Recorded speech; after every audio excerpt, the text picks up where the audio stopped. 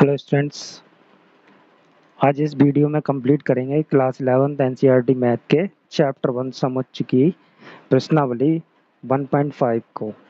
इसके इंट्रोडक्शन में हमें कौन कौन से टॉपिक पढ़ने हैं वो हम कंप्लीट करते हैं, देन अपनी एक्सरसाइज को कंप्लीट करेंगे।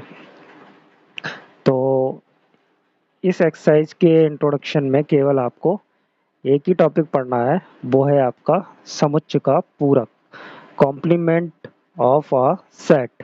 ठीक है, कॉम्प्लीमेंट ऑफ अ सेट पढ़ना है। ये होता क्या है कॉम्प्लीमेंट, मतलब समुच्चय का पूरक कैसे निकालते हैं या होता क्या है पूरक। डेफिनेशन आपके सामने मैंने लिख दी है, चलिए डेफिनेशन को एक बार रीड कर लेते हैं। डेफिनेशन कहती है कि U एक सार्वत्रिक समुच्चय, ठीक है, एक यूनिवर्सल सेट दिया हुआ है, समुच्चय को सेट कहते हैं। तो U मतलब यूनिवर्सल, सार्वत्रिक यूनिवर्सल है ना, यूनिवर्सल सेट दिया हुआ है। और A यूनिवर्सल सेट का उप समुच्चय है। जो A है वो यूनिवर्सल सेट का उप समुच्चय है। क्लियर है? तो A का पूरक समुच्चय U के उन अवयवों का समुच्चय होगा। ठीक है, अब हम A का पूरक निकालेंगे तो वो क्या होगा, यूनिवर्सल समुच्चय के उन अवयवों का सेट होगा जो A के अवयव नहीं है। दोबारा समझते हैं। एक हमारे पास यूनिवर्सल सेट दिया होगा, समुच्चय दिया होगा, यूनिवर्सल समुच्चय अलग से, और एक दूसरा समुच्चय दे रखा होगा ए। तो ए जो है यूनिवर्सल समुच्चय का उप समुच्चय होना चाहिए। क्लियर है?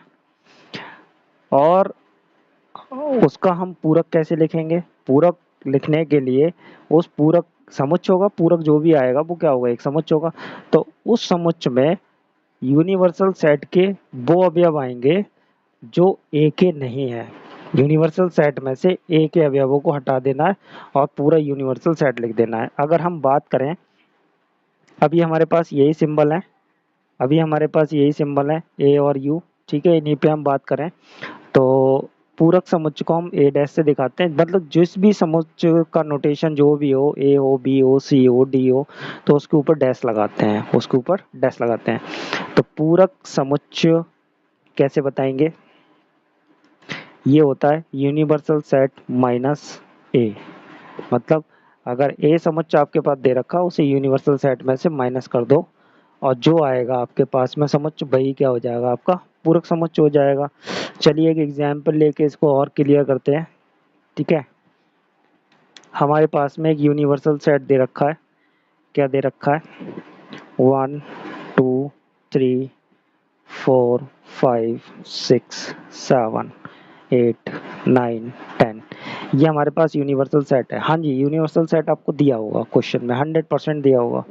ठीक है, यूनिवर्सल सेट दिया है। अब दूसरा भी सेट दिया होगा आपके पास, समुच्चय दूसरा भी दिया होगा, ए मान लेते हैं ए दिया है, तो वो हमारे पास दिया है 1 3 5 7 और 9। तो ये आपको क्लियर दिख रहा है। यहाँ से आप एक बात देख लीजिए कि जो ए है वो उप समुच्चय है किसका, यूनिवर्सल सेट का। क्लियर है? ए के सारे अवयव यू के अंदर मिल रहे हैं। ठीक है, तो मेन सेट के अंदर मिल रहा है, मेन सेट आपका ये हो गया, तो ठीक है, यूनिवर्सल सेट के अंदर मिल रहे हैं आपके ए के अवयव, इसलिए उप समुच्चय हो जाएगा ए। अब हमें ए का पूरक निकालना है, क्या ज्ञात करना है, तो हमें ए डैश ज्ञात करना है, इस ए का पूरक।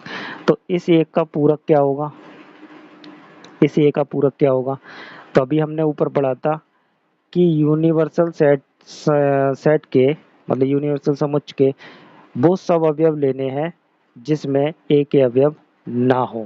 ठीक है, ए वाले अवयवों को हटा दीजिए और बाकी जो बचेंगे वही आपको लिख देना है। यूनिवर्सल सेट के अंदर जो भी अवयव बचेंगे वो आपको लिख देना है। चलिए लिख देते हैं, ये हटा दिया हमने, 1 हटा दिया, 2 आ जाएगा। ठीक है, फिर 3 हटा दिया, 4 आ जाएगा, 5 हटा दिया, 6 आ जाएगा, 7 हटा दिया, 8 आ जाएगा, 9 हटा देते हैं, 10 आ जाएगा। तो ये जो निकल के आया यही क्या है, आपका ए डैश है। क्या है ये? पूरक है, इस ए का पूरक। पूरक का मतलब होता है उसका उल्टा, ठीक है, उसका विपरीत।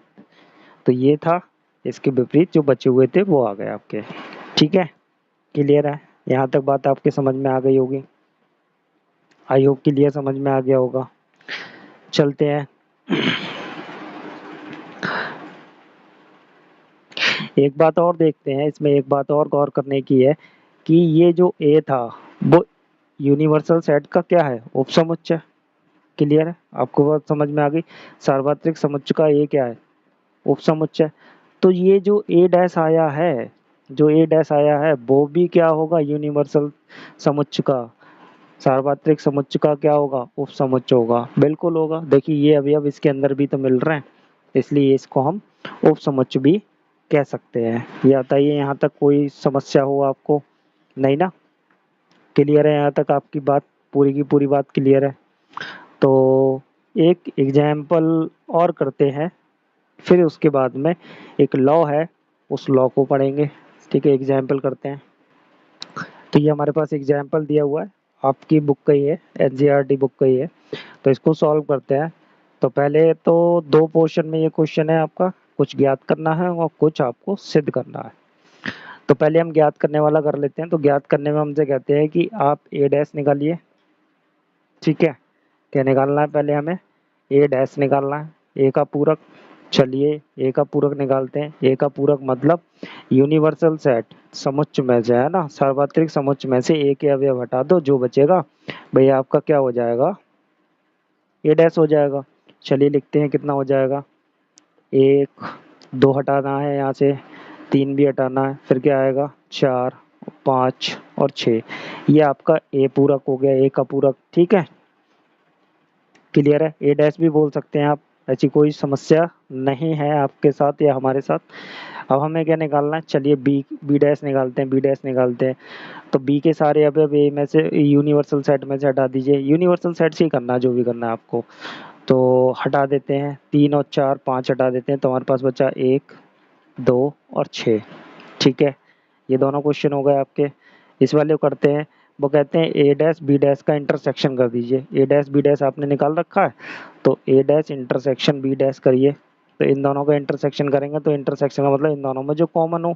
तो इन दोनों में कॉमन क्या दिख रहा है, एक और छः। कितना कॉमन है, एक और छः। ये इंटरसेक्शन आ गया इनका। अब कहते हैं कि ए यूनियन बी कर दीजिए। ए यूनियन बी, तो भाई पूरक वालों का यूनियन नहीं करना है, सादा समुच्चय का यूनियन करना है। बहुत ध्यान से देखेंगे, यहाँ हमें पूरक वालों का इंटरसेक्शन करना था, तो हमने पूरक वालों का इंटरसेक्शन कर लिया। अब यहाँ पे हमें कह रहा है कि ए और बी, ये सादा वाले बिना पूरक वालों का यूनियन करना है। तो यूनियन कर देते हैं जी, इनका यूनियन कर देते हैं। यूनियन हम इन दोनों को जोड़ के लिखेंगे, और रिपीट वाले एलिमेंट को एक ही बार लिखना है, दो, तीन, चार, पाँच। बताइए, क्लियर है? यहाँ तक समझ में आया? ठीक है, अब बात आती है सिद्ध करने वाले पे। तो सिद्ध करने वाले में ये कहते हैं कि, चलिए सिद्ध करने वाले पोर्शन को करते हैं। ये हमारा पहला वाला पार्ट हो गया, इसको फर्स्ट पार्ट कर दिया इसे। सेकंड पार्ट को सॉल्व करते हैं। तो सिद्ध करने वाले को हम सिद्ध करते हैं, ए यूनियन बी का पूरक निकालेंगे, बराबर करेंगे ए डैश इंटरसेक्शन बी डैश। तो चलिए देखिए, बहुत ध्यान से देखते हैं। ए डैश इंटरसेक्शन बी इंटरसेक्शन, दोबारा से पढ़ते हैं। ए डैश इंटरसेक्शन बी डैश, ये हमने पहले ही निकाल रखा है, ये रहा आपके पास में ए डैश इंटरसेक्शन बी डैश। कितना है आपके पास में, 1,6। ठीक है, क्लियर है? अब हमें क्या करना है, ए यूनियन बी का पूरक निकालना है। ए यूनियन बी हमने निकाल रखा है, हमारे पास ये रहा ए यूनियन बी। अब इसका हमें पूरक निकालना। पूरक का मतलब है इसमें ये जो अवयव हैं वो यूनिवर्सल सेट में से हमें हटा देने हैं। सारे काम हमें यूनिवर्सल सेट से ही करना है। पूरक के केस में हमें सारे काम यूनिवर्सल सेट से ही करना है। तो ये जितने अवयव हैं वो हमें यूनिवर्सल समुच्चय में से हटा देने हैं। तो क्या क्या बचेगा देखिए, एक लिखेंगे, दो हटा दिया, तीन हटा दिया, दो हटा दिया, ठीक है, तीन भी हटा दिया, चार भी हटा दिया, पाँच भी हटा दिया, क्या बचा, छः। तो ये हो गया सिद्ध आपका, प्रूव्ड हो गया, हैंस प्रूव्ड। ठीक है, इसी तरीके से आप इसको प्रूव कर सकते हैं। आगे बात आपके समझ में बहुत आसान है, कुछ नहीं करना, कुछ नहीं करना है। चलिए अपने लॉ को पढ़ते हैं, एक लॉ दिया हुआ है उसको पढ़ते हैं। ये है हमारा लॉ, डी मॉर्गन का नियम, ठीक है। तो डी मॉर्गन ने ये नियम दिया था, तो डी मॉर्गन के नाम पे ही है। तो उन्होंने क्या कहा है इस नियम में, वो हम पढ़ लेते हैं। वो कहते हैं दो समुच्चयों के सम्मिलन का पूरक, लिखते हैं।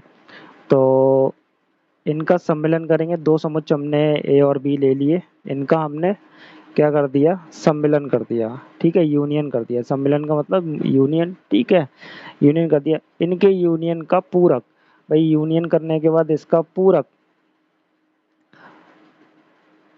उनके पूरक समुच्चयों का सर्वनिष्ठ होता है। किनके पूरक, इन दो समुच्चयों के पूरक, इन दोनों समुच्चयों का हमने पूरक कर दिया, इनके सर्वनिष्ठ होता है, ठीक है। क्या होता है सर्वनिष्ठ, मतलब इंटरसेक्शन के बराबर। किसके बराबर, इंटरसेक्शन के बराबर। ये है डी मॉर्गन का नियम, दोबारा समझते हैं। तो कहते हैं दो समुच्चयों के सम्मिलन का पूरक, सम्मिलन कर दिया और उसका पूरक कर दिया, ठीक है, उनके पूरक समुच्चयों का सर्वनिष्ठ होता है। उनके पूरक समुच्चय निकाल लिए और उनका सर्वनिष्ठ कर दिया, इनके बराबर होता है, ठीक है। और कैसे लिख सकते हैं आगे, और कहते हैं, ये कहते हैं कि तथा दोनों समुच्चयों के सर्वनिष्ठ का पूरक, दोनों समुच्चयों का हमने सर्वनिष्ठ निकाल लिया, ठीक है, इंटरसेक्शन निकाल लिया, इसका पूरक भी कर दिया हमने। उनके पूरक समुच्चयों का सम्मिलन होता है, उनका पूरक समुच्चय कर दिया हमने, ठीक है, पूरक समुच्चय ले लिया और उनका सम्मिलन कर दो, उनके बराबर होता है। समझ में आ गया होगा आपके, नहीं आया दोबारा देखते हैं। आप ए यूनियन बी का पूरक निकालिए, वो किसके बराबर हो जाएगा, ए डैश इंटरसेक्शन बी डैश के, सही है। ये आप ए इंटरसेक्शन बी निकाल के उसका डैश निकालिए, वो किसके बराबर हो जाएगा, ए डैश यूनियन बी डैश के बराबर हो जाएगा। यही डी मॉर्गन का लॉ है, ठीक है। अभी हमने एक क्वेश्चन किया था ऊपर, तो वो भी डी मॉर्गन लॉ के ऊपर ही था, ठीक है। तो इस लॉ को हम क्वेश्चन में प्रूव करेंगे, हमारी एक्सरसाइज में क्वेश्चन है वहाँ भी करेंगे। और अभी प्रॉपर्टीज पढ़ते हैं, ए यूनियन मतलब बी का इंटरसेक्शन की हमारे ऊपर जितनी भी प्रॉपर्टीज हैं हमारे पास, वो सारी की सारी हम पढ़ेंगे, ठीक है। चलिए तो गुणधर्म पढ़ते हैं। पहला गुणधर्म है हमारे पास में, प्रॉपर्टी है कि एक यूनियन ए डैश, ठीक है। अगर हम किसी भी समुच्चय का यूनियन उसके पूरक के साथ करें तो हमारे पास लौट के क्या आ जाएगा, यूनिवर्सल सेट आ जाएगा। और आ भी जाएगा क्योंकि ए में जो अवयव है वो ए डैश में नहीं है, तो ए डैश वाले और ए वाले अवयव दोनों मिलके क्या बना देंगे, यूनिवर्सल सेट बना देंगे, ठीक है। और और क्या होगा इसके अंदर, ए का इंटरसेक्शन उसके पूरक के साथ करेंगे तो हमें क्या मिलेगा, फाई मिलेगा, क्योंकि दोनों ही विपरीत होंगे, इसमें कुछ और होगा तो इसमें कुछ और होगा, सीधी सी बात है। तो हमारे पास सेकंड लॉ है डी मॉर्गन का। किसका लॉ है, डी मॉर्गन लॉ, जो अभी जस्ट हमने पढ़ा था। क्या पढ़ा था, अगर हम ए यूनियन बी का पूरक कर दें, ठीक है, डैश निकालें, वो किसके बराबर होगा, आपका ए डैश इंटरसेक्शन बी डैश के बराबर होगा, पता है आपको।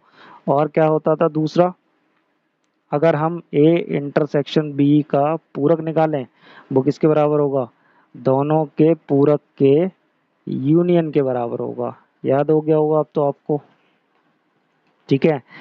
और तीसरा रूल पढ़ते हैं हम, तीसरा जो हमारा गुणधर्म है वो है कि द्विपूरक का नियम। इसे द्विपूरक का नियम कहते हैं। तो द्विपूरक लिखते हैं, चलिए बुक में भी लिखा है फिर भी लिख देते हैं, द्विपूरक नियम। द्विपूरक नियम में क्या है, अगर आप ए डैश का अगर दोबारा से डैश करेंगे तो लौट के हमारे पास ए समुच्चय आ जाएगा, वापस ए आ जाएगा, यहाँ नहीं आएगा। यहाँ हम क्या कर रहे हैं, ए का यूनियन कर रहे हैं ए डैश के साथ में, उसके पूरक के साथ में। यहाँ क्या कर रहे हैं, पूरक का ही हमने पूरक कर दिया, तो हमारे पास लौट के क्या आ जाएगा, ए समुच्चय आ जाएगा, ठीक है। फोर्थ वाले गुणधर्म को देखते हैं, अगर हम फाई के पूरक, तो ये नियम है फाई डैश और यूनियन का नियम, के नियम बोल दीजिए, कोई दिक्कत नहीं है, ठीक है। फाई डैश और यूनियन के नियम को, क्या है इसके अंदर, इसके अंदर देखिए, अगर हम फाई का पूरक निकालेंगे तो वो क्या हो जाएगा, यूनियन मिलेगा हमें। किसी भी रिक्त समुच्चय का अगर हम पूरक करेंगे तो भाई पूरक करने के लिए हमें यूनिवर्सल सेट चाहिए, तो हम फाई का यूनिवर्सल सेट के साथ पूरक निकालेंगे तो हमारे पास क्या आ जाएगा, यूनियन ही आ जाएगा। अगर हम यूनियन का पूरक निकालेंगे तो हमारे पास क्या आ जाएगा, फाई आ जाएगा। ठीक है, क्लियर है, बात आ गई आपके साथ क्लियर समझ में, ठीक है ना। तो ये हमारे गुणधर्म होगा ये। तो बेन आरेख पे बात कर लेते हैं, बेन आरेख हमारा टॉपिक रह गया। तो पूरक समुच्चय का हम बेन आरेख कैसे ड्रॉ करें, तो हमारे पास एक समुच्चय होगा, यूनिवर्सल समुच्चय होगा, और एक दूसरा समुच्चय हमारे पास दे रखा होगा, मतलब यूनिवर्सल सेट का वो क्या होगा, उप समुच्चय होगा। क्लियर है, आपकी बात समझ में आ गई, ये दे रखा होगा। तो हम इसका बेन आरेख कैसे बनाएं, तो देखिए बेन आरेख बनाते हैं। तो यूनिवर्सल सेट को आप किससे दिखाते हैं, एक आयताकार बॉक्स से दिखाते हैं, ठीक है। दिखा दिया, ये यूनिवर्सल सेट हो गया, अंदर लिखिए चाहे बाहर लिखिए कोई बात नहीं, मैंने यहाँ पे लिख दिया, बाहर भी लिख सकते हैं। और ये उप समुच्चय है तो भाई इसी के अंदर आएगा, ये ए आ गया आपके पास में, ए आ गया, ठीक है, ये ए वाला समुच्चय हो गया। अब हमें क्या निकालना है, इसका ए डैश, तो ए डैश क्या होगा, ए के सारे अवयव यूनिवर्सल सेट में से हटा देंगे, जो बचेगा भाई ये वाला पोर्शन इतना कट कर देंगे, यही तो हटा देते हैं हम यूनिवर्सल सेट में से, ये हटा देंगे तो जो बचेगा वो क्या हो जाएगा, ए डैश, मतलब ये जो पोर्शन बच रहा है आपके पास में ये, ठीक है, कौन सा बच रहा है, ये वाला, ये पूरा पोर्शन क्या होगा आपका, ए डैश होगा, क्या होगा ये, ए डैश होगा। क्लियर है, समझ में आ गया होगा बेन आरेख।